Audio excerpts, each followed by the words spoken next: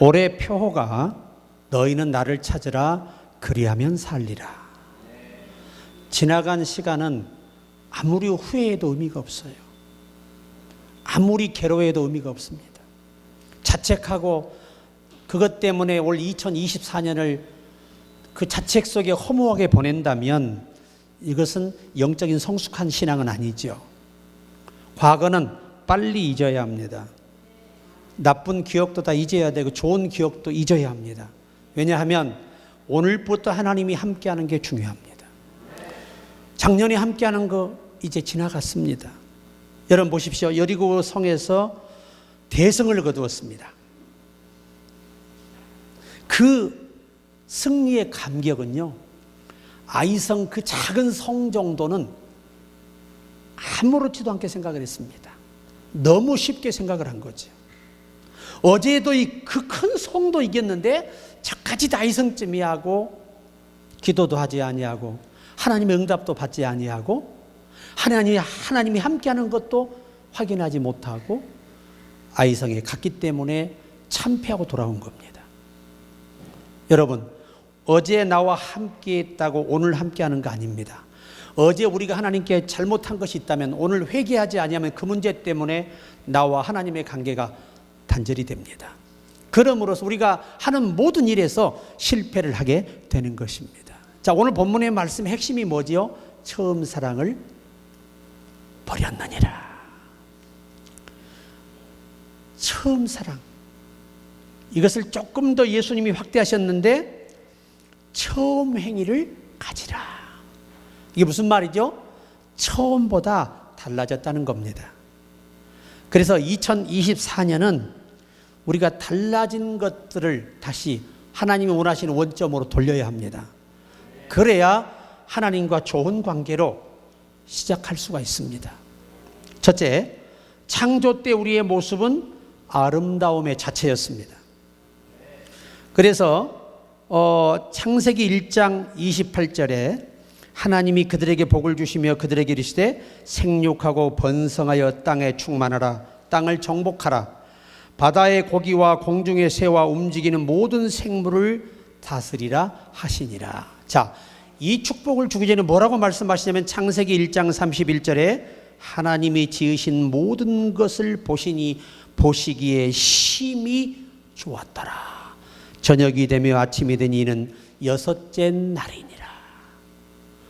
우리는 아침이 되고 저녁이 돼야 그 다음날 이틀날이 되는데 성경은 저녁이 먼저예요. 저녁이 항상. 그래서 이스라엘의 새벽이 바로 저녁이에요.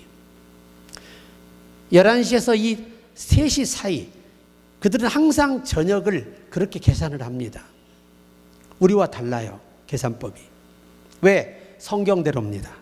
저녁이 되고 아침이 되니 이는 둘째 날이 되는 것이고 셋째 날이 되는 것이고 계속 날짜가 바뀝니다. 하나님이 지으신 모든 것이 하나님 보시기에 심히 좋았더라. 그리고 디모데전서 4장 4절에도 하나님이 지으신 모든 것이 선하매 감사함으로 받으면 버릴 것이 없나니. 그러니까 하나님은 사람이고 짐승이고 삼라만상의 모든 것들을 선하게 만드셨고 심히 보시기에 좋았다. 하나님이요 천사를 만들고도 심이란 말을 쓰지 않았어요. 어떤 영체와 천국을 창조하시면서도 심히 좋았다는 말을 하지 않았어요. 그런데 이 세상을 창조하시고 인간을 창조하신 후에 감탄사로 표현한 내용이 심히 좋았다. 나 하나님 스스로가 생각해봐도 이번이 제일 잘했다. 제일 멋지게 창조했다. 그렇게 극찬을 스스로 하시는 겁니다.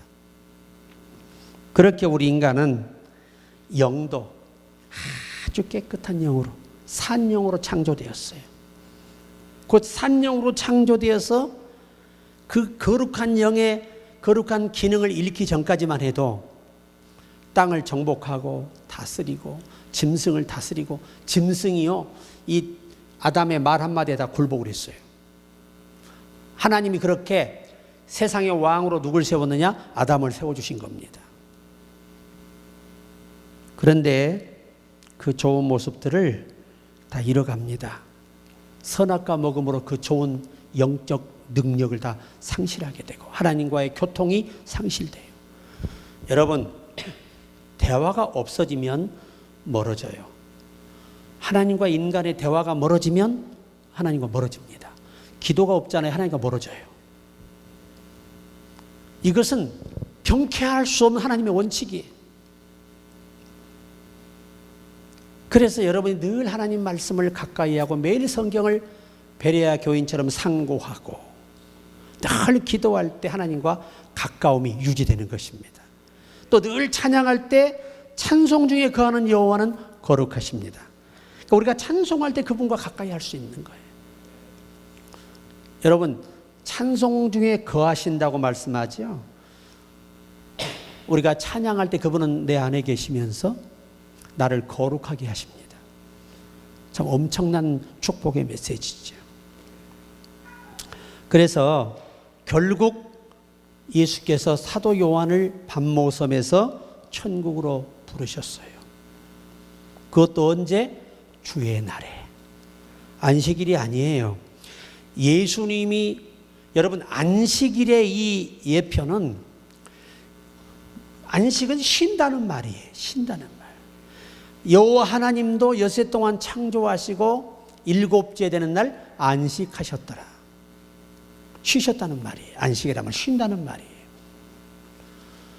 그런데 하나님은 쉬셨는데 우리 인간에게 뭐라고 말하느냐?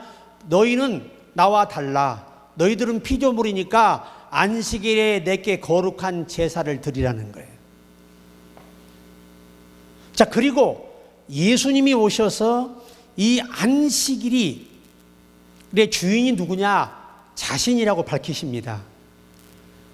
안식일의 주인이 자신이기 때문에 자신이 주인의 자격으로 참 예배, 영과 진리로 참 예배를 드릴 때가 오나니 이때라. 이 말은 내가 구속을 이루고 부활하여 승리한 날, 앞으로 그날 너희가 하나님의 영에 이끌려 너희 영이 거듭나서 나 예수 그리스도를 믿고 예배드린 날이 올 것이라는 겁니다.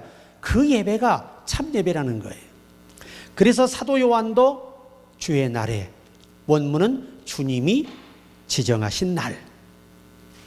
그러니까 구약에는 예수가 오시기 전이기 때문에 안식일을 지켰습니다. 왜 지켰느냐? 이게 여호와 하나님의 명령이에요. 명령. 그래서 안식일은 아무것도 하지 않고 여호와의 말씀을 듣고 쉬었어요. 하나님의 그 구약에는 성전에가 봉사할 일이 없잖아요. 누가 다 하니까. 그건 제사장과 레위인들의 직무예요. 그저 백성들은 그들이 여호와의 뜰에 나와서 성전에나 여호와의 말씀을 듣고 돌아가서 쉬는 거예요. 예배드리고 쉬는 겁니다. 그런데 이 안식의 진짜 핵심이 뭐냐? 안식의 핵심은 우리가 예수가 오셔서 구속을 이루심으로 참으로 안식을 위해 주셨는데 그것이 천국에서 그분과 함께 영원히 사는 거예요. 세상의 모든 삶을 마치고 그분과 함께 영원히 사는 것이 안식이에요. 안식. 그런데 이 안식일 날 너희가 여호와 하나님께 번제를 드리며 예배를 드리라는 거예요. 그래서 여러분 보세요. 사도 바울이 사도행전에 뭐라고 말하느냐? 이제 안식일이 폐해졌기 때문에 새 안식일에 성경을 가르치니라 강론하며 그래요. 이게 무슨 얘기죠? 예수님께서 십자가에서 죽으시고 부활하셔서 사망 권세를 이기시고 바로 하나님 아버지께 올라갑니다. 그래서 마리아가 오 주여 반가워 손을 들려고 하니까 나를 만지지 말라. 내가 아직 아버지를 배웁지 못했느니라. 내가 아버지를 배웠고 나서 갈릴리로 간다고 전해줘라. 그래서 갈릴리 가서 다시 그들을 부르셨어요.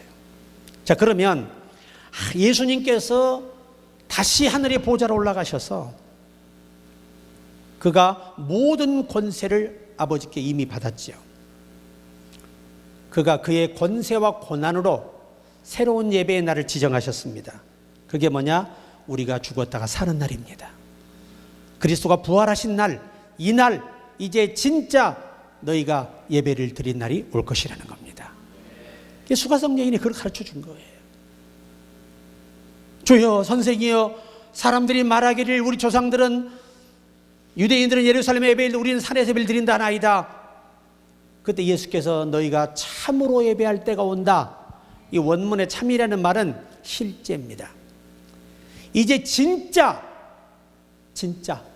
어떤 하나님의 규칙과 명령에 의한 것보다 너희 속에 역사하시는 성령의 인도를 따라 나의 부활의 날을 늘 기념하고 그 날을 믿고 신뢰하며 예배할 것이다, 이 말이에요. 이게 주일이에요. 근데 지금도 여전히 이 사탄에 붙들려서 잘못된 이 성경관을 가진 자들은 안식일을 지킵니다. 안식일을 지키는 건 그리스도에 오셔서 죽으심과 부활하심과 승천하심과 성령을 보내심을 부정하는 무지막지한 죄가 되는 것입니다. 여러분, 안식일은 예수님이 오시기 전까지만 드려질 예배였어요. 그래서 성령도 첫날 안식 새벽에 그들에게 역사하신 거죠. 왜? 그들은 밤이 뭐예요? 새벽이에요, 새벽. 오늘 우리 모두 정말 하나님의 말씀 속에서 우리가 깨달아야 됩니다. 우리가 오늘 이 주일을 주 앞에 드리는 것은 이게 참 예배입니다. 이게 진짜 본 예배입니다. 예수께서 그려오신 모든 하나님이 예정하신 결과물이 주일 예배, 부활할 날에 승리한 날 예배 드리는 것입니다. 이 예배를 더욱더 확실하게 드리게 하시기 위해서 성령이 주일 새벽에 이 땅에 오셔서 그때부터 진정한 기독교의 예배가 시작됐습니다. 그래서 이후로 주의 날, 새 안식일에 그들은 사역을 하고 주일날 예배를 인도하며 말씀을 강론했습니다. 우리가 이런 하나님의 은혜를 회복해야 됩니다. 그래서 결국 우리 인간은 하나님이 주신 그 아름다움을 다 범죄함으로 이뤘습니다. 그래 예수께서 하시는 말씀이 사도 요한에게 너희가 처음 사랑을 버렸느니라. 이 사랑이라는 말의 의미가 원문은 아가페 사랑이거든요. 아가페. 너희가 진짜 하나님의 사랑, 구속의 믿음, 이 믿음이 참 사랑이에요. 진짜 하나님을 사랑하는 사람은 그 아들을 보내서 자기를 구속하신 그 하나님의 사랑을 믿고 확신하는 겁니다. 이 두 가지 의미가 있어요. 첫째 의미는 너희가 진짜 하나님이 너를 향해 베푸신 모든 구속의 사랑을 잊었다는 것을 의미하는 것이고, 두 번째는 원문상에 의하면 우리 스스로가 너무나 변질되고 변했음을 말씀하시는 거예요. 이 두 가지를 다 포함한 것입니다. 결국 인간은 사탄의 미혹을 이겨내지 못하고 선악과를 먹게 되지요. 그로 인해서 하나님이 그렇게 보시기에 심히 좋았던 인간이 심히 부패되고 망가져 버렸어요. 예레미야 17장 9절에 만물보다 거짓되고 심히 부패한 것은 마음이라 누가 능히 이 일을 알리오마는. 이 세상의 피조물 중에 가장 변질된 게 사람 마음이라는 거예요. 가장 나빠진 거예요. 창조물 중에 짐승보다 더 나빠진 게 뭐예요? 사람의 마음이에요. 짐승이 악해진 것이 여러분 사람이 변질됐기 때문에 그들이 우리에게 오히려 적이 되고 두려움의 대상이 되는 거예요. 그들이 범죄하지 않았더라면 그것들은 다 우리에게 순복하고 복종하는 그런 짐승에 불과했던 것이죠. 로마서 3장 10절에 의인은 없나니 하나도 없으며. 그러니까 인간이 그렇게 많이 변질된 거예요. 그리고 전도서 7장 20절에 선을 행하고 죄를 범치 아니하는 의인은 세상에 아주 없다고 말씀해요. 아무리 성령이 충만한 사도 바울 같은 사람도 실수가 있었어요. 한두 번이 아니에요. 그렇게 인간이 하나님의 참 사랑을 잃어버리고 선악과를 결국 선택하여 스스로가 스스로를 망가뜨리고 변질되게 만들고 사탄에게 아주 이용될 수밖에 없는 존재로 우리가 다 이미 다 몸이 체질화 되어버린 거예요. 자, 보십시오. 사무엘상 15장 17절에 사무엘이 가로되 왕이 스스로 작게 여길 그때에 이스라엘 지파의 머리가 되지 아니하셨나이까. 여호와께서 왕에게 기름을 부어 이스라엘 왕을 삼으시고. 보세요. 많은 분들이 여기에서 이제 의문을 품게 되는 게 뭐냐면, 하나님이 사울 왕을 택해서 기름을 부었고 여호와의 신을 그 속에 부었는데 어떻게 이 사람이 자살을 하고 지옥을 가냐 그 말이에요. 자, 그래서 우리가 성경의 전체적인 흐름을 모르면 이게 답이 안 나오는 거예요. 하나님은 토기장입니다. 천이 쓸 그릇과 기이 쓸 그릇을 만드십니다. 천이 쓰는 그릇도 하나님께는 이 구속의 역사를 이루는 데 필요해요. 그리고 귀이 쓰는 그릇도 필요합니다. 여러분, 우리가 성경을 보시면 이 바로 왕이 나오죠. 여호와께서 그 마음을 강팍하게 하심으로 모세에게는 성령이 충만하게 그를 도우시면서 그를 강팍하게 만들어요. 그래서 하나님의 놀라우심을 만방에 알리기 위함이라고 말씀하고 있어요. 여러분, 가룟 유다 보십시오. 예수님이 선택했어요. 선택을 했는데 하나님은 선과 악이 합력하여 선을 이룹니다. 하나님의 선택 속에는 하나님을 배신할 자도 선택을 하고 하나님을 위해 충성돼 죽을 때까지 일할 사람도 선택한다는 거예요. 그 가룟 유다는 바로 천이 쓰는 그릇, 악역을 담당한 그릇으로 쓰기 위해서 선택하신 거예요. 선택의 기준이 두 가지 있다는 거야. 거룩한 선택과 불의의 선택이 있다는 거예요. 오늘 이 사울 왕은 이 다윗이 장성하여 왕의 직무를 하나님의 때가 되매 실행할 때까지의 기간에 남은 자녀 기간을 누구를 사용하셨느냐? 사울 왕을 이용하신 거예요. 뭔 말인지 아십니까? 그래서 하나님이 그 사울 왕을, 여러분, 하나님 오늘 세운 왕이 아니에요. 사람들이 하나님께 막 구테타를 일으켜가지고 우리에게도 왕을 주십시오. 그래가지고 하나님이 그러시죠. 너희가 원하는 왕을 세울 때 너희 자녀들은 그의 종이 될 것이고 너희는 그들에게 수없는 것을 만들어 바쳐야 할 것이며 그의 권력 앞에서 굴복당하고 고통을 겪게 될 것이라는 거예요. 그런데도 우리도 이방 나라처럼 왕을 주세요. 여러분, 하나님의 종 선지자 사무엘이 나라를 다스릴 때는요, 세금도 없었어요. 뭐만 잘 내면 돼? 11조와 감사만 잘 내면 돼. 아무것도 없었어. 자식들을 잡아다가 종 삼을 일도 없고 세금을 물려서 고통을 줄 일도 없고 백성을 억압할 일도 없고 이것이 하나님의 방법이에요. 그런데 하나님께 지배받지 아니하고 사람에게 지배를 받겠다? 그래서 사람이 원해서 만든 왕이 사울 왕이에요. 하나님은 그를 기뻐하지 않으셨어요.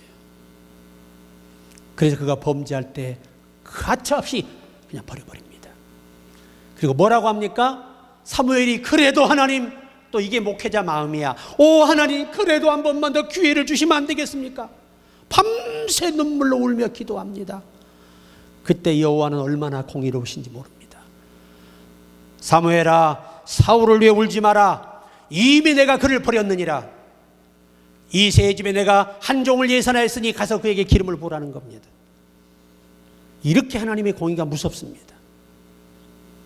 오늘 저와 여러분의 그리스도 때문에 은혜를 베푸심을 감사해야 돼. 사랑을 베푸심을 감사해야 돼요.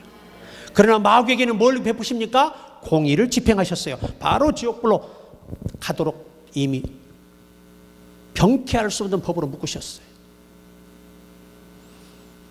그래서 결국 사울왕은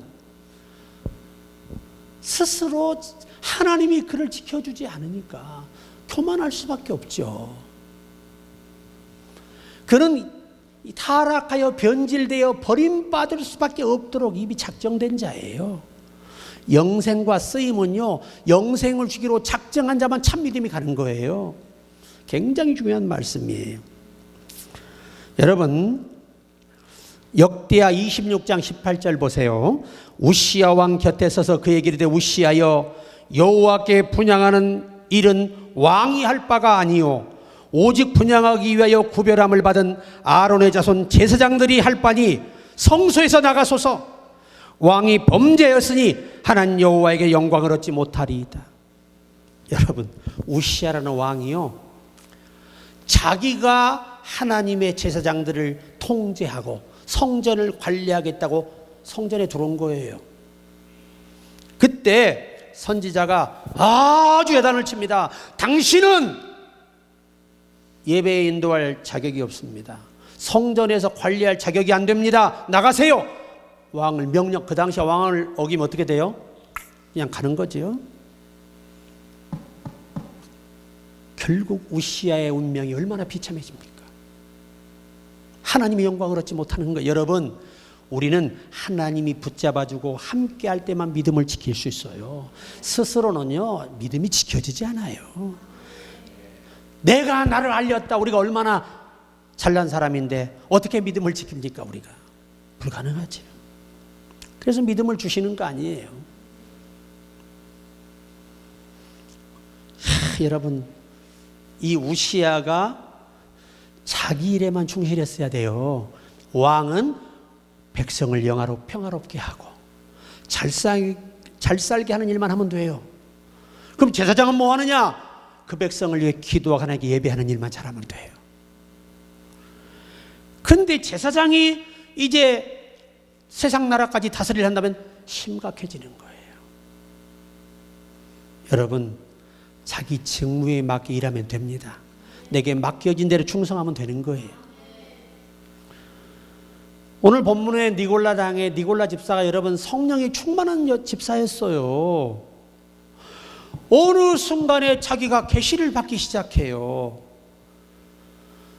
구약에서부터 4,000년 동안 내려온 복음과 그리스도가 남기신 이 복음을 잘못된 것으로 규정하고 자기가 새롭게 깨닫고 받은 계시가 진짜라고 종교를 만든 거예요.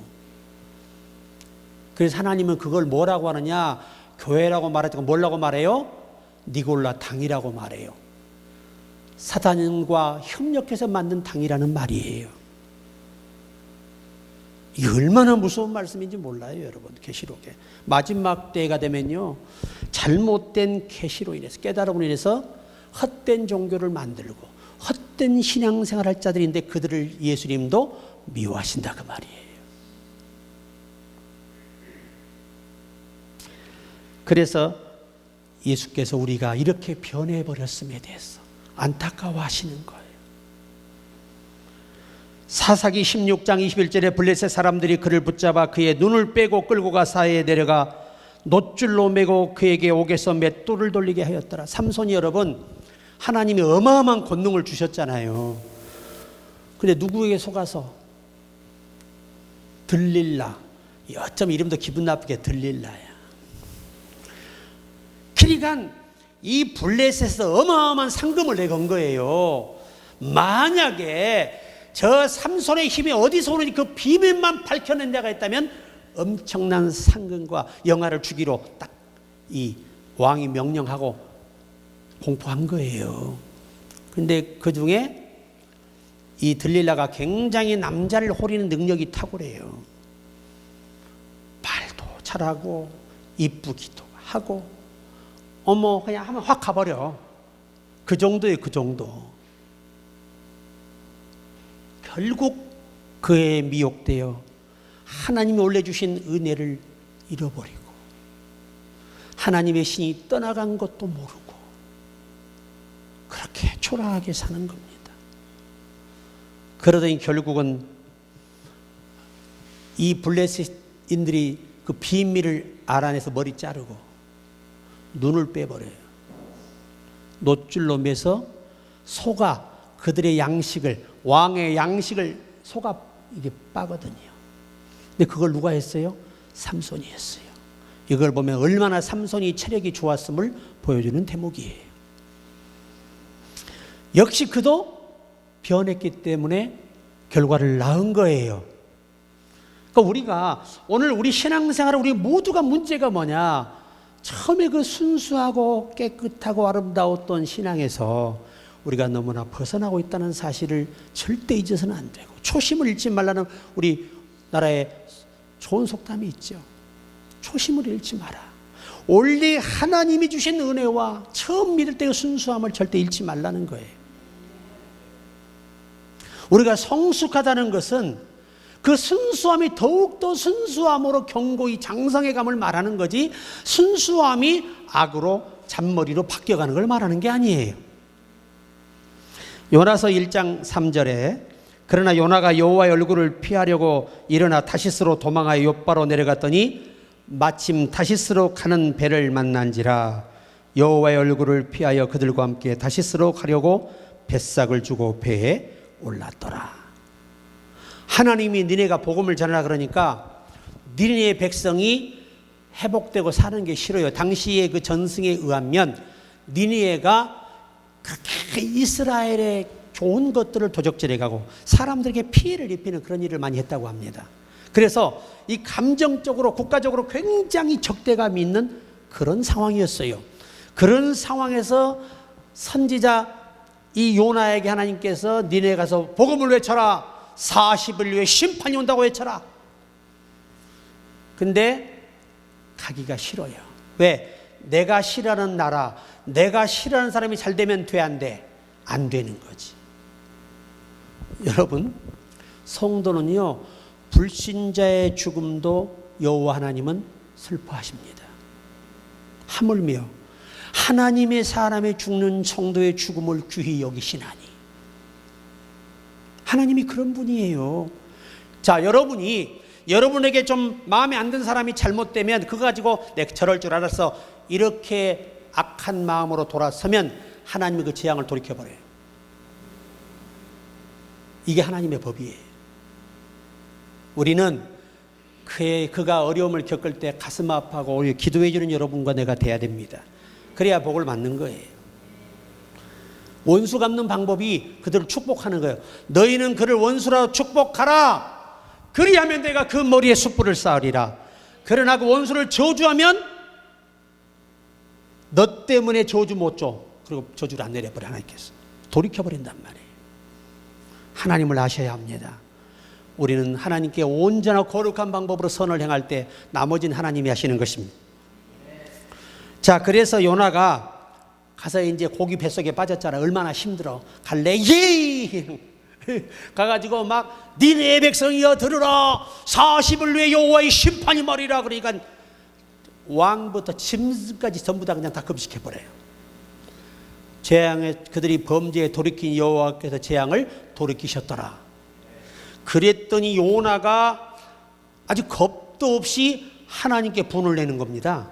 그래서 요나 4장 1절에 요나가 매우 싫어하고 성내며 여호와여 이제 조카오니 나를 죽이소서 그러고 있어요. 세상에 하나님 앞에 분을 내고 덤비는 인간은 요나가 참 오랜만입니다. 그런데 하나님은 택자이기 때문에 그에게 계속 깨우침과 기회와 은혜를 베풉니다. 그를 깨닫게 하기 위해서 어마어마한 불볕더위가 그냥 쫙 내리쬐니, 여러분 이 중동 지역은요, 거기 지역은 영상 40도가 넘습니다. 그럼 더워요 안 더워요? 죽습니다. 그래서 이 또 막 괴로워서 죽여주십시오 막 그래. 하나님이 딱 박농쿨을 나게 해서 쫙 하루아침에 자라게 해서 시원한 그늘이 되어줍니다. 그랬더니 허허허 좋아가지고 어쩔 줄 모릅니다.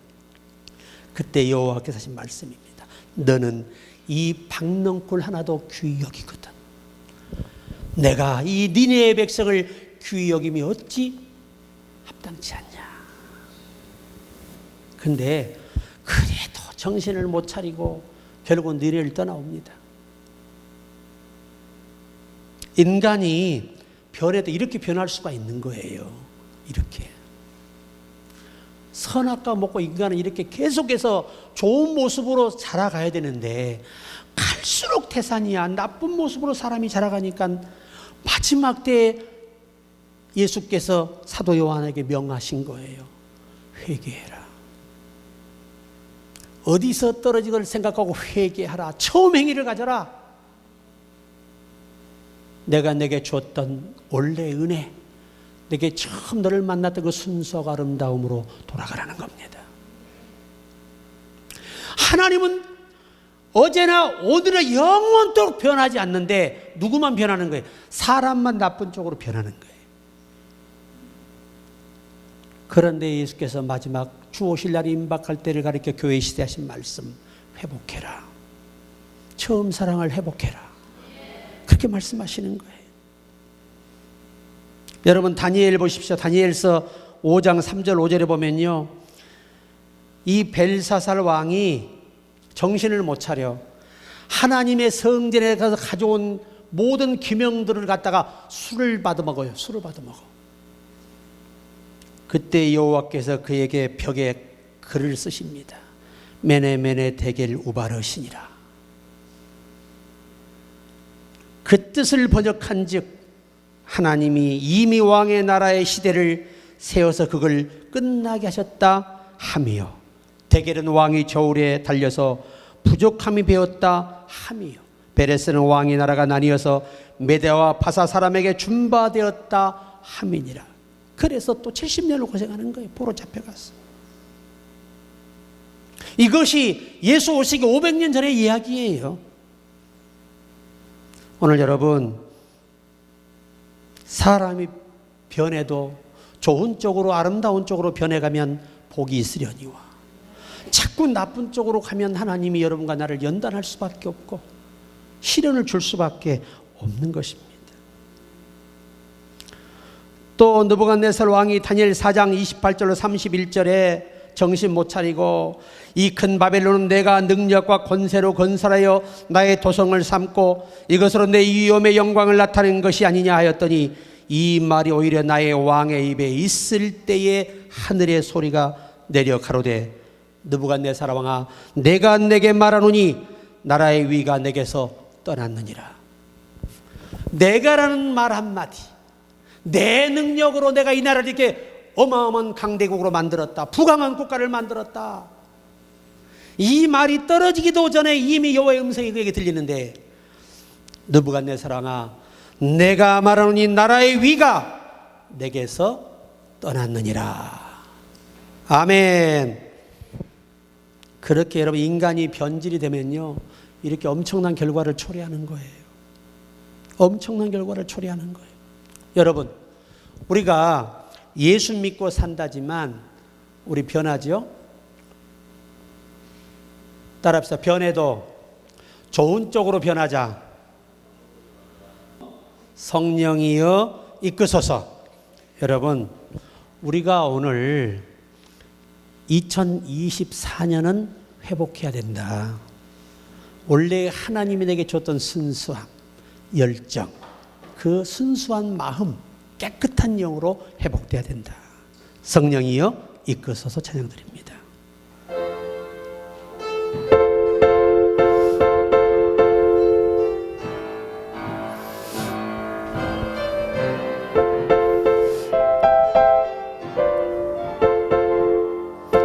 성령이여 이끄소서. 주의 길로 이끄소서. 성령이여 이끄소서. 좁은 문 좁은 길로 성령이여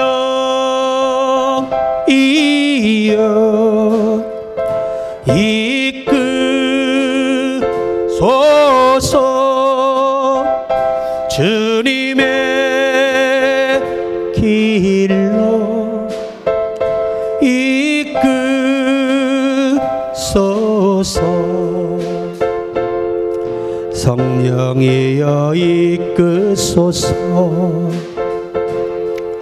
죽어가는 영혼 내게 성령이여 이끄소서.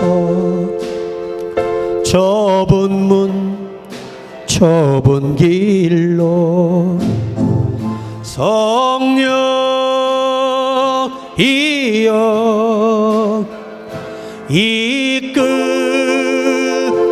이끄소서. 주님의 보좌로 이끄소서.